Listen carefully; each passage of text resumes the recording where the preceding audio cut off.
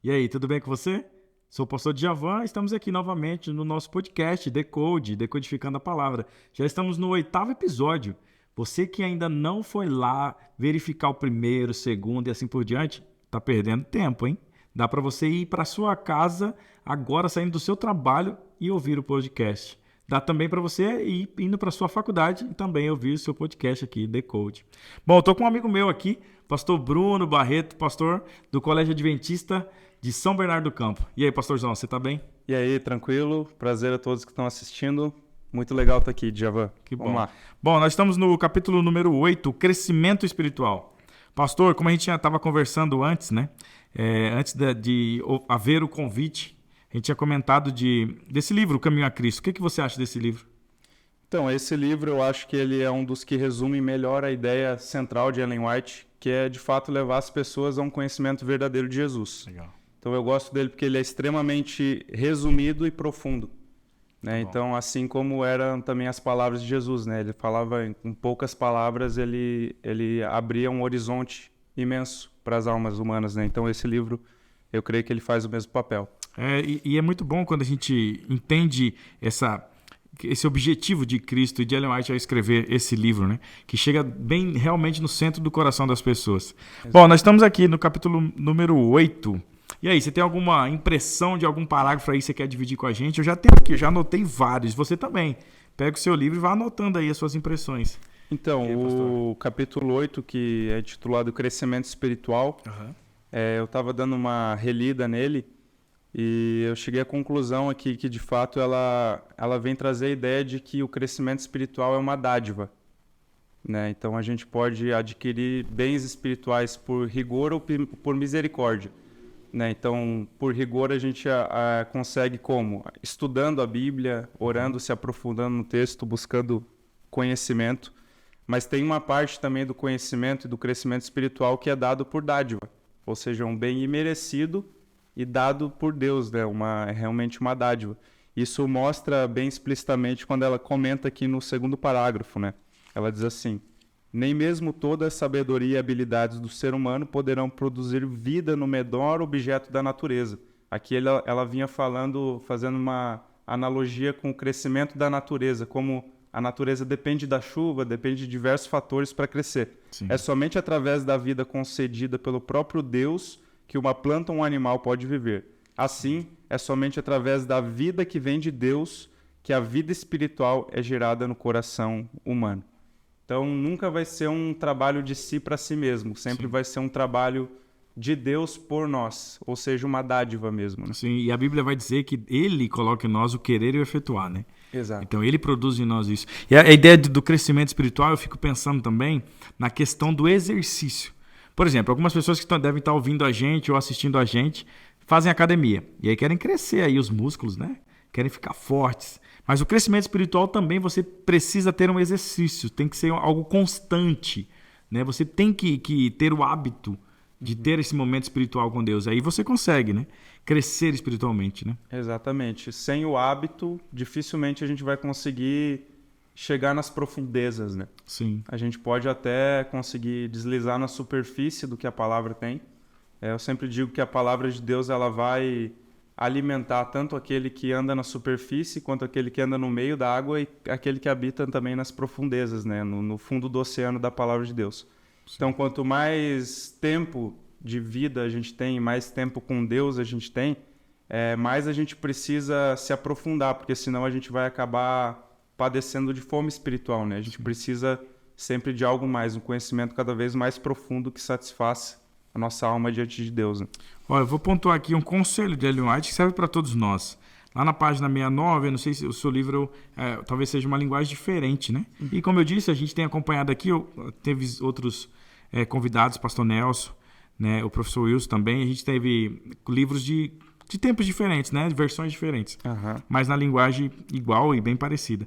E aqui diz aqui na página 69 dessa versão que eu estou aqui, diz assim: consagre-se a Deus pela manhã, faça disso a sua primeira atividade, que a sua oração seja, aí ela dá um conselho: toma-me, ó Senhor, para ser inteiramente teu. Deponho todos os meus planos a teus pés. Usa-me hoje para o teu serviço. Fica comigo e que tudo o que eu fizer seja efetuado por ti. Essa é uma oração de consagração mesmo, de um crescimento espiritual que a gente vai fazendo gradualmente. E aí, quando a gente cria esse hábito de pedir mesmo essa orientação, esse cuidado, essa companhia de Deus, a gente vai se transformando aos poucos. Né? Uma coisa que eu tenho aprendido que tem a ver com isso aqui é o poder que nós temos de dizer coisas para nós mesmos e fazer com que essas palavras ecoem durante o dia. Sim. Né? Então, por exemplo, você acorda de manhã e faz uma promessa para Deus. Né? Você faz uma promessa: hoje meu dia vai ser produtivo, eu vou me aproximar da verdade, eu vou ser bom. 3 coisas, né, que você promete para Deus de manhã, por exemplo. E ao longo do dia, você prometendo isso, essa voz que você jogou para Deus, né, e jogou para as pessoas que estiverem ouvindo, ou para você mesmo somente, elas vão ecoar como alguém que te faz andar por aquele caminho. Né? Então, numa situação adversa, no meio da sua tarde, você tem a opção de ser bom ou de ser ruim. Sim. Você vai lembrar da sua promessa, entendeu? Eu prometi ser bom. Eu prometi para Deus e prometi para mim mesmo. Então, isso serve como um aio diário para você estar sempre em conformidade com a sua promessa. E no final do dia, você faz um julgamento. Então, a gente precisa considerar um dia como uma vida inteira. Boa. Entendeu? Então, no final do meu dia, ele tem que ter valido a pena como a minha vida. Entendeu? A minha vida de hoje valeu a pena? Sim. Se a minha vida fosse um dia, ela teria valido a pena, eu cumpri com a minha promessa e eu tive um caminho bom diante de Deus. Bom. Então isso é uma boa coisa para a gente praticar todos os dias, né? Muito bom. Eu estava lendo aqui, continuando aqui nos parágrafos, a questão de quando a gente faz essa abnegação do próprio eu e deixa Deus trabalhar em nossa vida, as coisas vão mudar muito. Olha o conselho de Ellen White. Ó. Quando os pensamentos estão concentrados no próprio eu, eles se afastam de Cristo, a fonte de vida e poder. Por isso, Satanás se empenha em fazer com que as pessoas desviem o pensamento do Salvador, evitando a união e a comunhão do ser humano com Cristo. Os prazeres do mundo, as preocupações, perplexidades e tristeza da vida, as falhas dos outros ou as próprias falhas e imperfeições. Todas essas coisas são por ele utilizadas para desviar o pensamento do Salvador. E aqui, quando a gente tem um crescimento espiritual, a gente consegue enxergar no outro também alguém que quer melhorar. Porque muitas vezes a gente quer sempre colocar o outro, ou melhor, medir o outro com a nossa própria régua. Então, quando a gente tem esse crescimento espiritual, que é o que o capítulo está trabalhando aqui, a gente consegue enxergar no outro, na verdade, alguém como nós que está tentando melhorar também. Assim como você disse, está tentando evoluir espiritualmente. Sim. Então, esse capítulo está muito bom, muito gostoso de ler. Muito gostoso para a gente aprender sobre a nossa vida espiritual e enxergar também que o outro precisa da nossa ajuda também. Sim. Acho uma coisa interessante que você falou e leu a respeito da contemplação. Né? Sim. Nós somos transformados por aquilo que contemplamos. Sim. Né? Mas o que isso quer dizer na prática? Né? Quer dizer que as coisas que a gente contempla, elas viram uma constelação de referências no nosso imaginário. Então, quando a gente enfrenta uma situação da vida prática diária, a gente procura referências de como agir diante de uma situação. E a gente vai buscar isso onde? Na memória. Né? E na memória é onde estão essas referências, essas coisas que a gente viu. Sim. Então, a gente vê referências desde o dia que a gente nasceu, os nossos pais são as primeiras referências, né? Depois a gente vai ter referências ficcionais, né, de filmes, novelas, livros, etc. E tudo isso vai ser uma constelação de jeitos de agir, porque a vida não vem com um manual assim, né, um manual do ser humano que você lê, agora eu sei como, Sim. né? Quem dera, né? Quem dera, seria mais fácil, né? Embora a Bíblia seja um grande arsenal, um arcabouço de referências infinitas, né?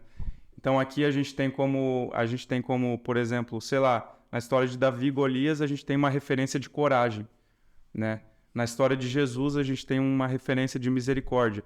E quando a gente enfrentar situações parecidas, essa contemplação vai nos salvar.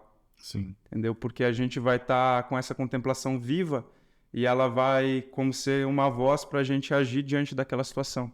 Então, isso vira isso, na verdade, se encarna em nós mesmos, né? Sim. Pastor, muito obrigado pela sua participação aqui. Nosso podcast é bem curtinho, a galera que está acompanhando a gente sabe que é pra gente só instigar mesmo a pessoa e ler o capítulo que a gente só deu um resumo aqui de 10, às vezes 7 minutos, Mas eu queria te convidar para a semana que Opa. vem. Topa? Com certeza. Então, fechou. Semana Já que aceitei. Vem, fechou então. Semana que vem a gente se vê. Fechou. Deus abençoe você, viu? Bom, esse é o nosso podcast, Decode, decodificando a palavra.